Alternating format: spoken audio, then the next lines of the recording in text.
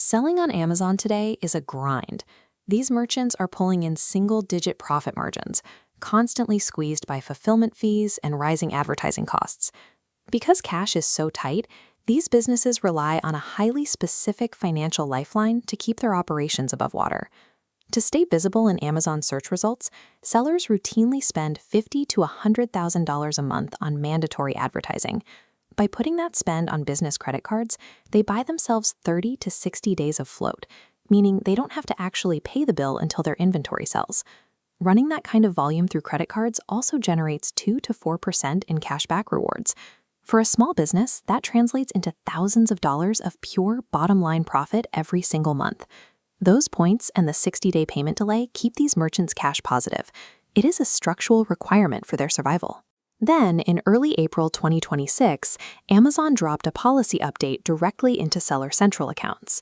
They gave merchants exactly 11 days of notice.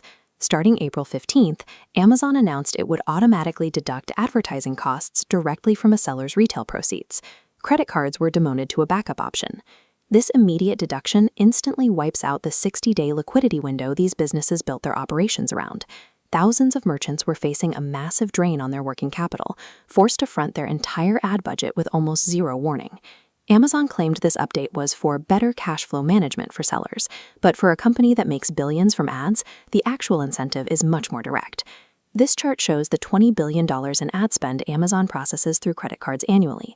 The highlighted slice represents the 1.5 to 2.5% swipe fees. By forcing sellers to use account balances, Amazon avoids these fees entirely, saving $500 million annually. To ease the transition, Amazon offered the affected accounts a one-time promotional ad credit of $2,500. For a merchant spending $50,000 a month, $2,500 covers a few hours of clicks. It does not replace the tens of thousands of dollars they will lose in annual cashback rewards. Amazon attempted to quietly pocket $500 million from its sellers' margins, offering a coupon that barely covers a rounding error in return. The pushback started within the million-dollar sellers, a private community of 800 e-commerce entrepreneurs who represent over $11 billion in collective revenue. The credit card ban hit them at the exact same time Amazon rolled out a separate policy, delaying seller payouts until 7 days after a product is actually delivered. Then came a third cut, a sudden 3.5% fuel surcharge on fulfillment services to cover rising logistics costs. The delayed payouts, a new logistics surcharge, and the lost ad float all hit at once. This combination pushed a normally compliant, captive merchant base to organize an open mutiny. The merchants coordinated a retaliation strategy.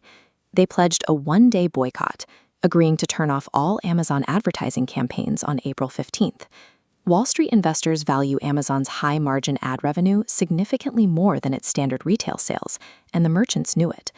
The momentum built quickly across social media, as hundreds of independent brands publicly committed to posting screenshots, proving they hit zero ad spend for the day. On April 14th, exactly 1 day before the strike, Amazon posted a notice deferring the payment policy. Facing a highly publicized hit to their most lucrative revenue stream, the $2 trillion company backed down, delaying the rollout until August 1st. The sellers secured an immediate 108-day cash flow reprieve and negotiated an expanded transition offer of $12,500 in click credits.